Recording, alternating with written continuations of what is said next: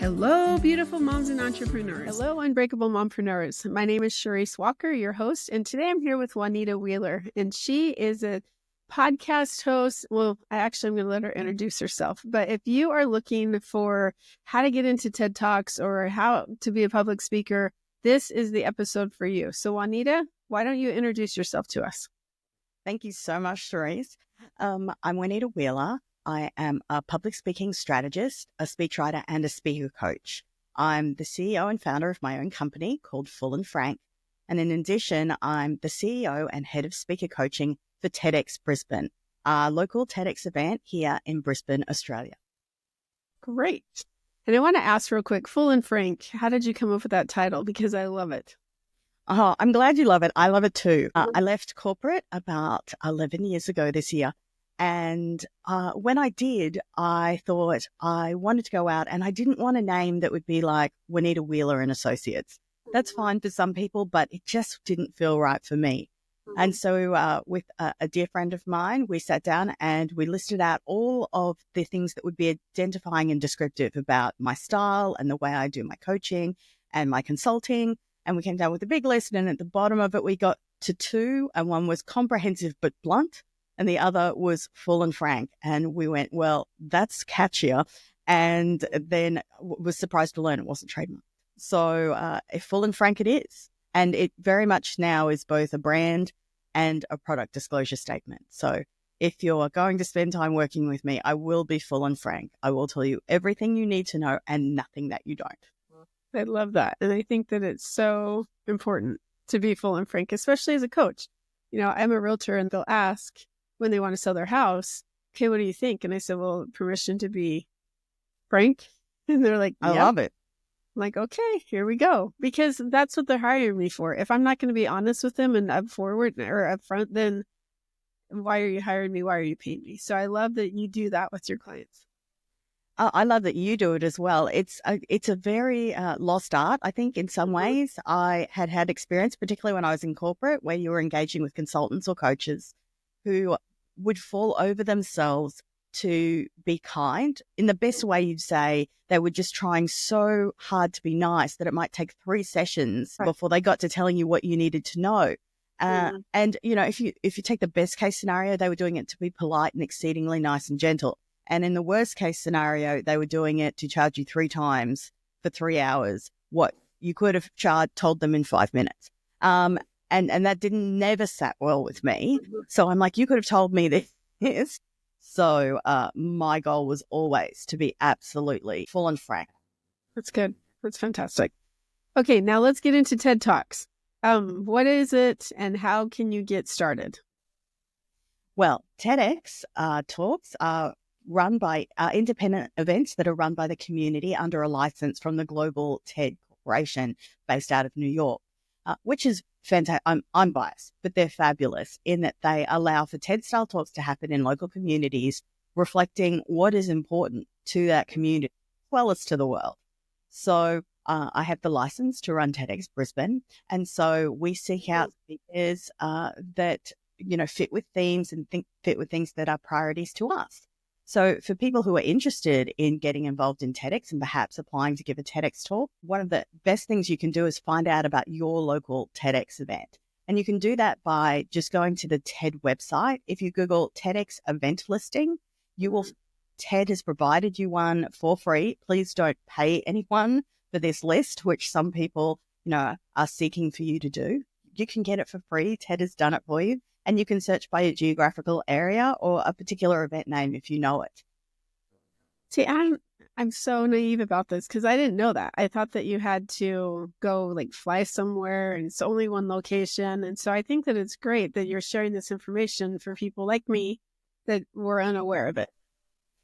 Yes, I think there are usually over 3,000 TEDx events around the world every year. There are TEDx happening virtually every day in some place in the world.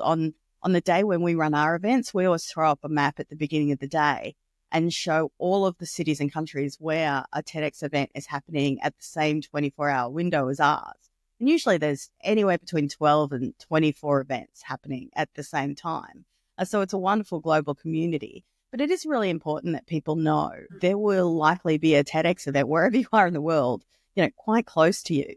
And so a really great thing I say to all my aspiring speakers that I coach is go to some TEDx events first, sit there, understand what they feel like, find different events. They're all magnificent, but they have their own special flavor and something that makes each event slightly distinct. Find one that's right for you and then find out how you can get involved as a volunteer and potentially as a speaker. The other really important thing to know about TEDx events is it's sort of about 50-50 between those events that allow you to apply. They'll run open applications. So, for example, I on my website have, for my subscribers, I have a list of all events that are currently have open call for speakers that I know about. So at any given time, there'll be some TEDx events on there because they have open calls for speakers. But about 50% of TEDx, including TEDx Brisbane, we don't have open applications. We are watching and monitoring people and ideas for 2 to 3 years before the event. And then they'll get a tap hold on the shoulder from us and an invitation to speak. But there are exceptions to that and variations. So while you can't apply to speak at our event, we do this, which I think is a very cool thing. We do a 1-minute pitch competition every year. So we recognize that people who are in our audience also may have truly magnificent ideas. And so we invite them to pitch them in a video for 1 minute. Once you've bought your ticket, anyone who comes to our event can pitch their idea.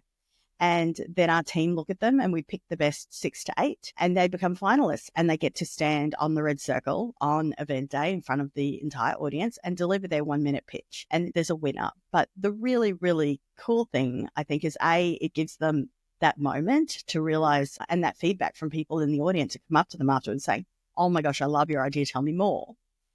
But the other cool thing is in any given year, I think our last event, we had 2 of our 16 to 20 speakers were formal 1-minute pitch finalists. Wow. So it's also another great way to get on our radar. That's great. That's great. So how do you structure a speech, like a compelling speech, so that they could be on a TED Talk or to even start public speaking? That's a really big question. The answer is there is no one right way. There are lots of different ways. And it really depends on what you're trying to achieve and your audience. But as a general rule, if you're pitching an idea, then there are 3 really important components to it. They don't have to be in chronological order, and the amount of time that you spend on each one will vary greatly. But as a whole, if you really wanted a starting point, it's 3-act structure. There's a reason people have been talking about a 3-act structure since Plato. It works. The human brain likes to receive information in that way.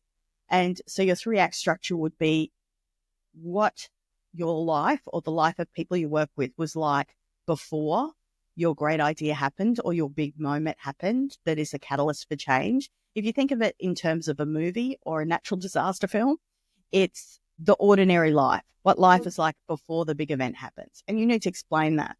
And in that, you need to explain what the problem is. Because if your idea is going to solve a problem, well, I need to know what the problem was so I can be impressed by the fact you have a solution. So you need to detail the problem. And then the second act is you explaining your solution, your idea, why it's great, why it's going to make a difference.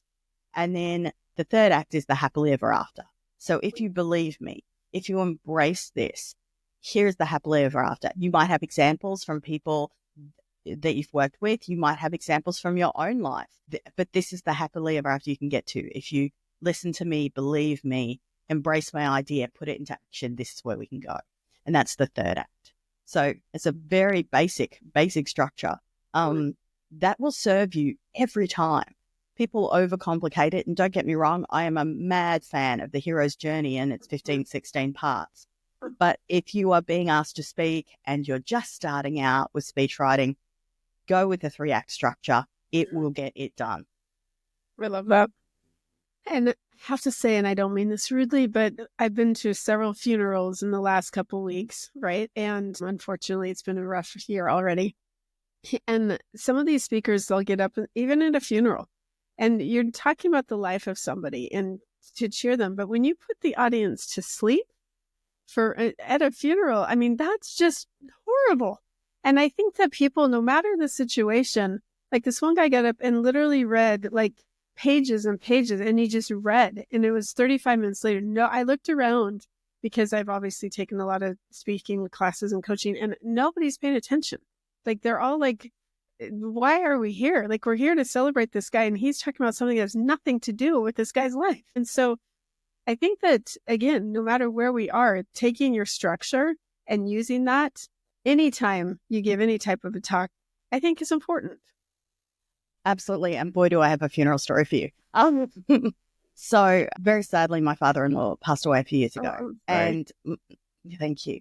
And my husband was obviously very sad. They were, close, lived in the same town, probably hadn't gone more than a week without seeing each other, except for, overseas holidays in their entire lives. He wanted to get up. He was one of three brothers, but he was one of them speech, a dedication.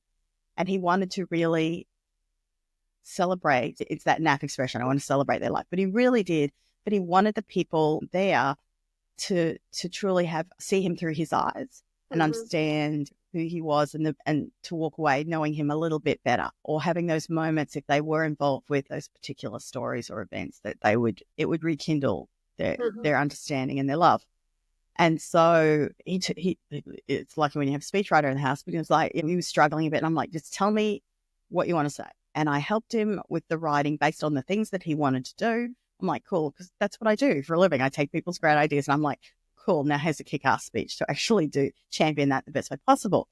And so I gave it to him, and he loved it. He made some tweaks. I'm like, absolutely, it's yours, tweak away. Then I said, okay, well, now we're rehearsing it. He's like, oh no, like, he's grieving, and I'm like, look, I'm so sorry to be that, but trust me, it'll be worth it. You'll feel better. You'll do a great job. Everyone will love it. It will elevate. It'll achieve all the things that you want to happen, but you got to practice. And so I think I made him, like, the first thing, I think he got through one paragraph, and the second time, I think by the third or fourth, he was like halfway through and had to stop. And then on the seventh time, and this is over several days. It's not all on one day. I'm not that much of an evil taskmaster. But I think we did 7 run-throughs, and by the end, it was really good. And he still had his papers, but he only glanced at them from time to time. And it was fantastic. And he is not a public speaker, but he had that entire room of people laughing, then crying, then smiling, and they were just riveted on him the whole time. And he had all of these people coming up and talking to him afterwards about how he really captured what David was like, and how they learned a little bit more about him and loved him a little bit more. And it was just magnificent. But those days, it's a terrible thing I'm like, I'm going to be that person who says, like, I'm like, you will feel so much better about yourself and that you did this afterwards than if, as you say, you get up and you just flap your gums. Because speaking at a funeral is one of the most important bits of public speaking you would ever do. It's an honor. It's a privilege. You're encapsulating somebody's life. So yes, it's worth doing. But yes, I was the evil taskmaster, but it absolutely paid off. Well, and I think also, because I remember when I was starting to write a speech for what I talk about, I couldn't get through without crying, right? And so my coach, he's like, you have got to get a point where that no longer affects you like it is. And with your husband, the same thing. He was able to rehearse it. He knew all that stuff. He went through it so that he probably wasn't as emotional being able to give the speak as he would have been, right? Absolutely. I think it's really important. Sometimes I will get people come to me who have really emotional stories often. And they will say, can you please help me to not cry or not get a vocal crack? Right. And I'm like, first of all, don't ever get rid of the vocal crack. If it's authentic and you're getting choked up, that is a wonderful human empathetic trigger to everybody in the audience to feel the same thing. So stop, don't ever get rid of that. And in terms of the crying, we need to get you from the point of crying so much that you can't go on. Right. And see the words. And that's a no. Right. Crying so people you're in the moment and you're feeling it, and people can see that it's authentic and it's sincere and it's not showmanship. It's not a trick or a hustle. It's just real human emotion, but you can keep reading and speaking. That's where we want to get. Right. Absolutely. I think the inauguration address for the United States, President of the United States, was recent. And okay, I'm sorry, but I am going to critique because Yeah. looking at the teleprompter the whole time. Like, can you imagine me having a podcast and talking like this the whole time? Like, your audience is right here, not right here, not over here. And your inauguration address, you should be as familiar enough with it so that you can actually be a little more not so reading every single word. So then they had 3 benedictory prayers, if that's a word. The first one read. I'm like, is this a prayer? Because you're reading it. And so then it became a speech. The second one, he did not have a single note in front of him. He just spoke. And it was beautiful that he just he's using his hands. He's doing, I think it was a Baptist. So it was fun to watch anyway. But just, he knew what he was going to say. He said it from the heart. He just blah. And it was beautiful. And then the third one, again, it was another speech / prayer where he's reading it and he doesn't move. And it's and so you don't know, do you open your eyes? Do you not? Do you keep them closed? Whatever. But it was just interesting to see those 4 people get up and speak. It's such an important event, and see who is prepared, who is not, and what type of emotions did they create versus not create. 100%. So a large number of my clients, aside from TEDx speakers I work with, are entrepreneurs. These are people who aren't necessarily, hey, I want to go out and public speak, but they're people who understand, I want to grow my business and I want to position myself as an expert. And I understand, whether I like it or not, which is basically where I came from, because I'm an introvert and public speaking was not my jam. I had to learn how to do it. Is that public speaking is a great way to grow your business. It is a great way to position yourself as an expert in a field, which means learn it. And so we'll often have those discussions. I have the same discussion with my TEDx speakers when I say, you cannot have a teleprompter and there are no notes. And they're like, what? And I'm like, and it has to be memorized. And 6 weeks out from our event day, you have to come to a green light meeting where you will get the final green light to be able to walk onto our stage. And it has to be memorized.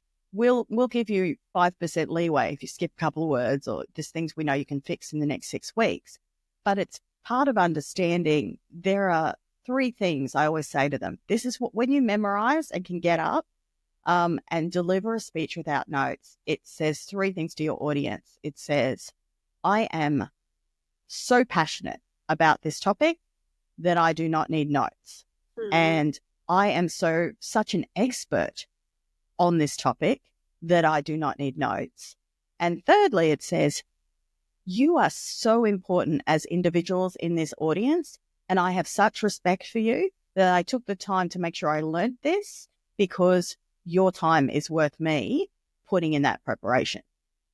And when you don't memorize it, it says exactly the opposite of those things, which are not good. So people always say, often I get people who'll come to me and they're like, I want to do it, but I can't memorize. And with the small exception of, there are some people who legitimately, they're not going to be able to memorize it.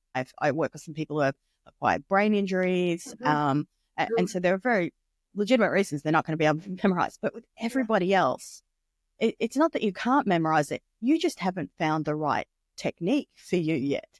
Because everyone I've worked with, you can get to the point where you can. You just got to keep working till you find one. And the other important part about preparation is that memorization and rehearsing are 2 entirely different things. People think they're the same. Like, as I'm rehearsing, I'm memorizing and they're the same. I'm like, no.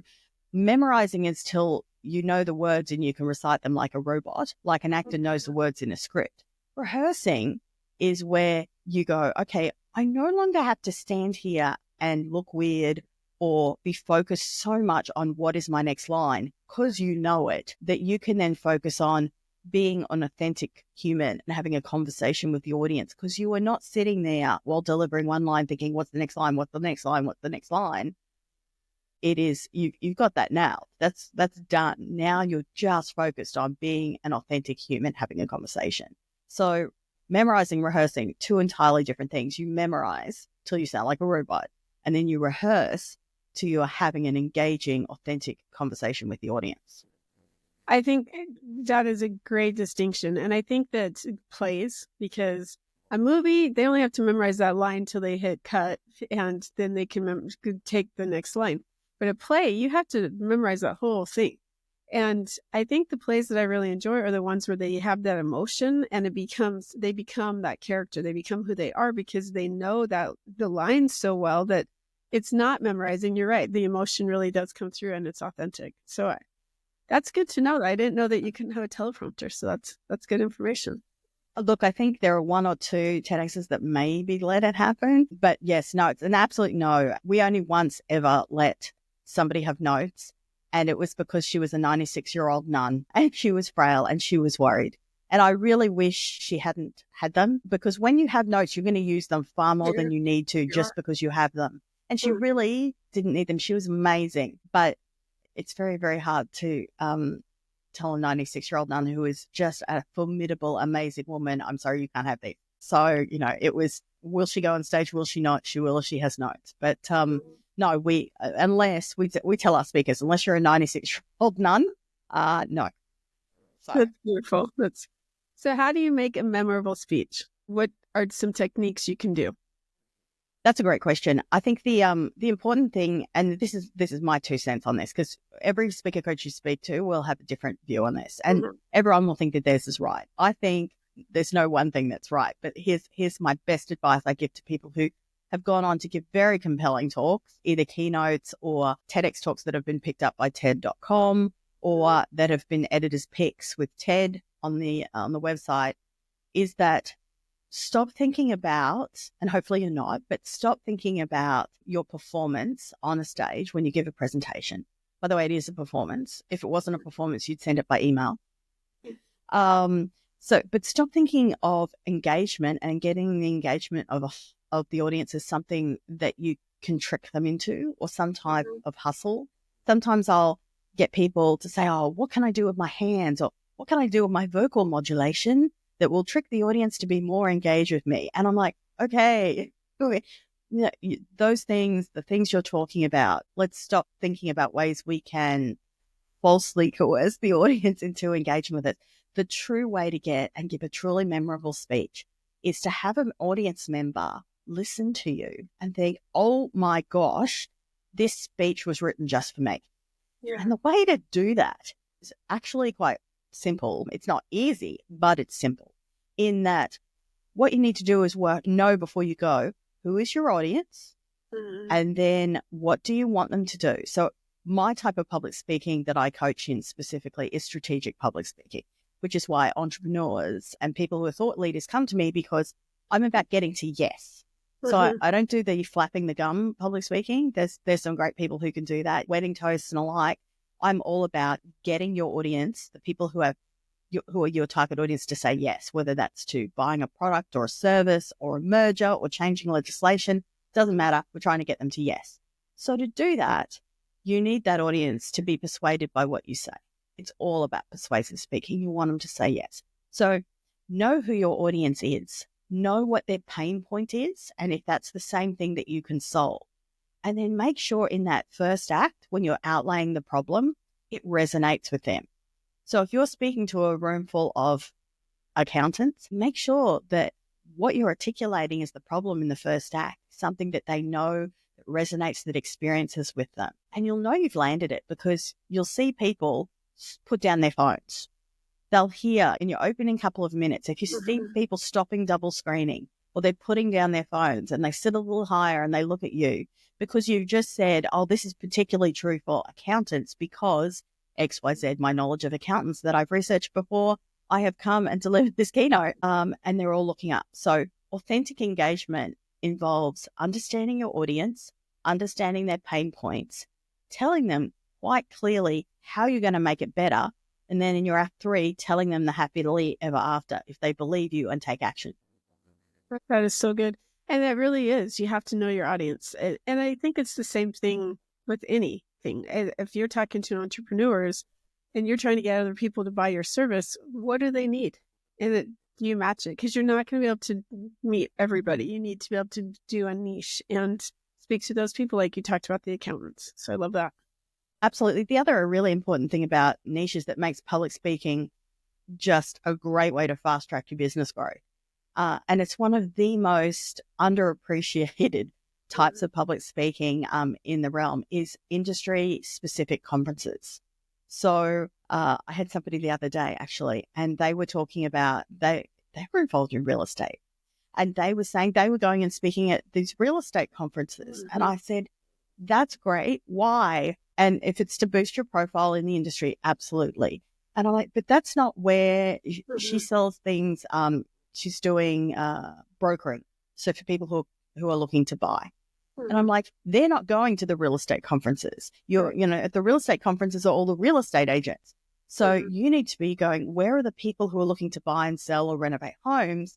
Where are they? And then we list, she went and did the research and listed out, going, well, actually, they're going to these events and these conferences, homeowners things about renovation and beautiful home expos, all of those kind of things. I'm like, great, that's where your people are. They're the people who can say yes to your services. So what can you go and speak about that relates to, that helps them, that isn't a hard push sell, that you're actually giving value to them, but will make them go, great, what else have you got? I'm going to go to her when I need a broker.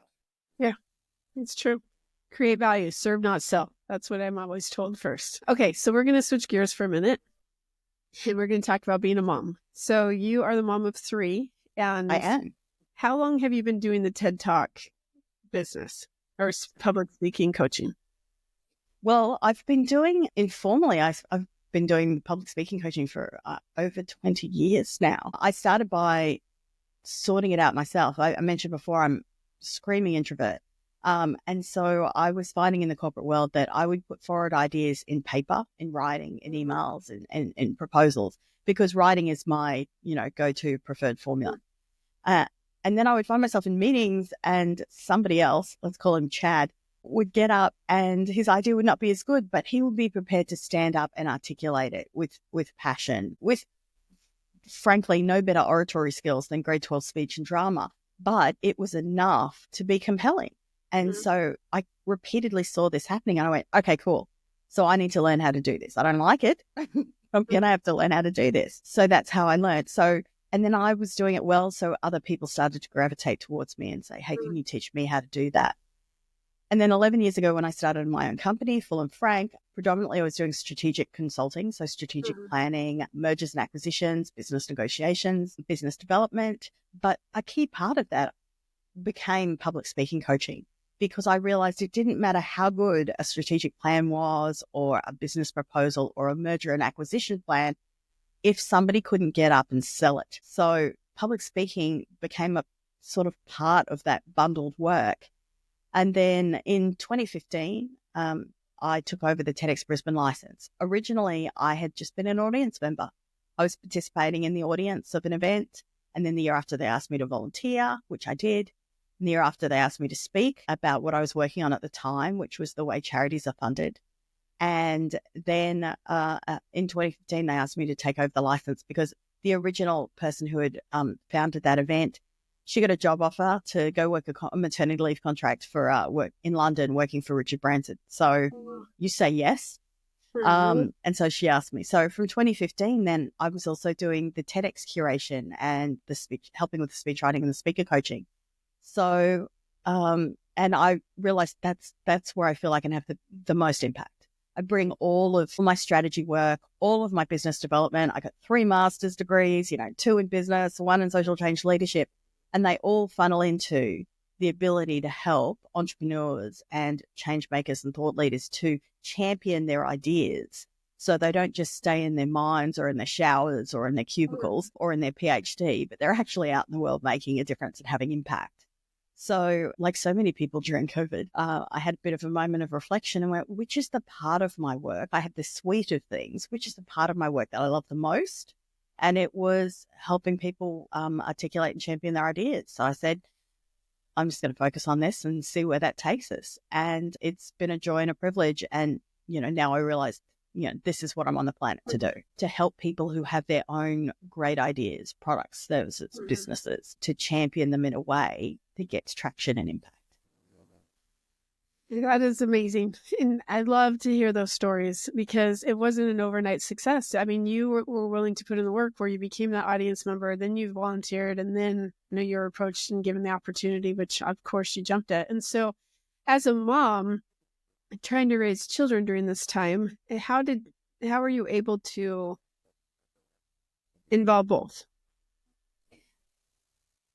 First of all, that's really challenging. I was, and there's been different challenges at different stages. So I was 17 and pregnant. And then my husband and I, we had 3 kids by the time I was 23, we had the 3 kids. And I was trying to finish my first degree. So first of all, my husband is amazing. And I couldn't do all the things that I do without his support. He is my biggest champion. The second thing is my mother-in-law was fabulous. I mean, our kids were in childcare, but you're trying to get to lectures to finish that first degree, and childcare doesn't open until 7:30, and you've got to be at a lecture on the other side of town at 8 a.m.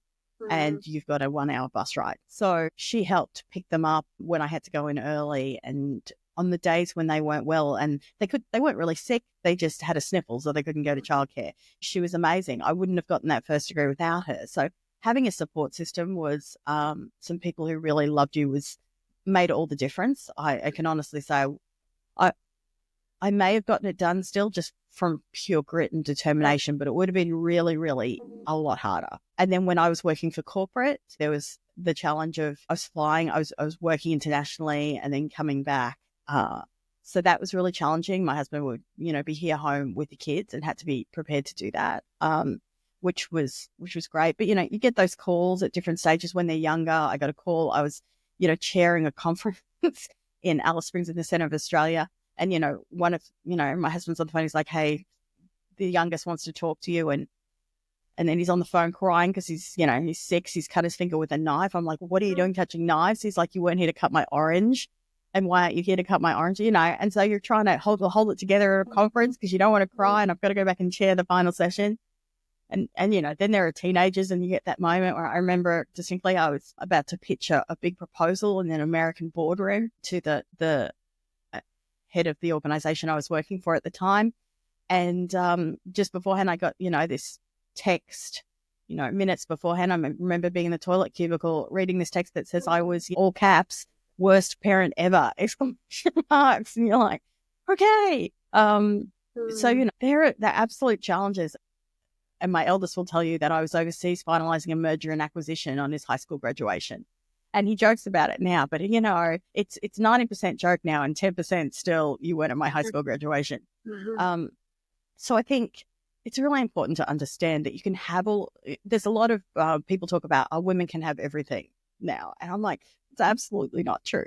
But also you can't have everything all at once. So in my 20s, when I had very, very young children, I can't really remember my 20s. It was all young children in university study. And it was just, and then in your 30s, you're trying to build your career. Luckily, I had Rob, but one of us could be career building at any given time. Like you can't both do it and give all the hours because somebody has to be able to get them to the doctors, take days off work for sick kids. You just got to work out who is the best person to do that. And then, but it gets to that point now. I'm lucky my kids are in their late 20s and early 30s. They're all delights. I'm enjoying them much more as adults. But because they're wonderful humans and it's just delightful to get to know who they are as an adult to an adult. I said to my husband actually about 3 days before the TEDx offer came in, I just finished my second master's. And I said, I'm not going to do anything crazy for a while. It'll just be the family and the business. And I won't take on any extracurricular. I think for a while, this is enough. And then I got the call. It was literally like 3 days later to take over TEDx. And so I had to, my husband back and say, do you remember, honey, when I really sincerely told you 3 days ago that we weren't going to, but I love it. Rob hadn't been to a TEDx at that point in time. I'm like, it's amazing. It's life-changing. We'll change people's lives. We have to do it. Yeah. But I won't do it unless you say okay. And he took another couple of days and then said yes. And it's been wonderful. So but I said, if we do this, let's do it together. No. And we'd worked together previously. So it was really cool. So he's our head of production. Our event would not be as amazing without knowing, he gets the stage running to down to the 30 seconds. We finish. But we also said, let's get the boys involved. So Harry, our youngest, wasn't 18 yet. So we're like, come and be in the audience, experience it. But the others, they have at different times been head of audience experience. They've hosted the event at different times. They've been in charge of running merch stores, our commercial operations. So it truly is a family event. So TEDx takes up a lot of time to run it and you don't get paid. it's 100% voluntary. So it's like that second job you have for no money. But it's wonderful in that every year, we say it's been Christmas. It's kind of like our Christmas because you get together, you get to help these people to have a transformative moment often in their lives where they go from having self-doubt about their idea to taking the stage and really owning it and saying, here is my idea. I'm putting it out in the world and it is really good. Here's my story. So it changes their lives, but also we get messages from the audience that feedback after the event that said that was a life-changing event.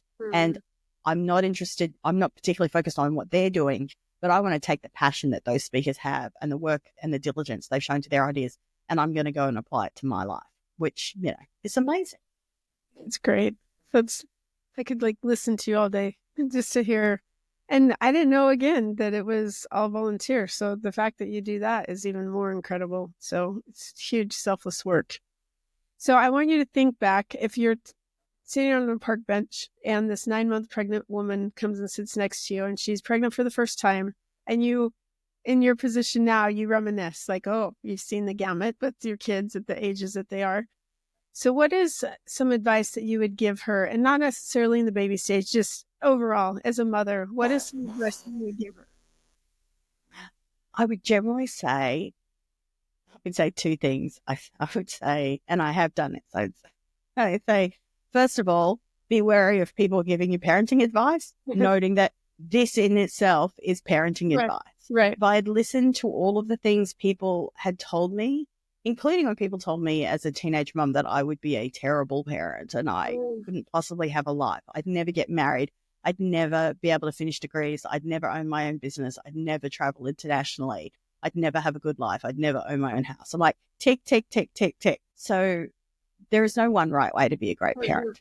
So be very wary of advice. And then the second thing I would tell them is, on days when it's really, really hard, and there will be days when it is really, really hard, think about the fabulous adult human that you are trying to raise in this world and what you hope they will be, not in terms of a doctor or a lawyer or an engineer, but in terms of their values. What will they think is important in the world? How will they engage with the world? How will the world see them as a kind or a good human? And then think about what you can do today in that really, really hard moment, just to help get them move a little bit further to being that fabulous human that you aspire. And sometimes that's the only thing that's going to get you through that day, because there are going to be bad days.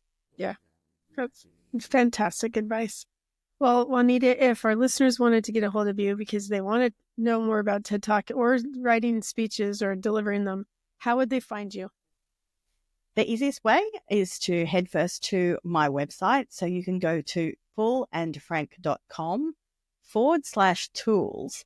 And there are actually some free tools there that might also help, which include a how to grow your business using public speaking guide. And you can also find me on LinkedIn. It's just LinkedIn and then search for Juanita Wheeler. Well, thank you so much for being on. Thank you so much for having me. It's been a delight. And moms, if you are thinking about, I don't need public speaking, absolutely think again, because I cannot tell you, in every single business that I've ever done, whether it be giving a presentation to new clients, and when I say presentation, I mean in conversation, to be able to get them to believe that you are the person for the job, that's what you need. You need to be able to be persuasive, you need to be able to be clear speaking, and you need to be able to get your message across and your call to action. So contact Juanita if you have any questions, but otherwise, go out and make it a great day. And if you're enjoying this, please like and subscribe. Have a great day. Beautiful moms, remember, you are unbreakable. Keep illuminating the world with your strength, pursuing your dreams, and reveling in the splendor of motherhood. This is Charisse Walker, bidding you farewell for now. Stay tuned for more empowering conversations on the next episode of the Unbreakable Mompreneurs podcast. Until then, keep shining bright. Signing off with love, Charisse Walker.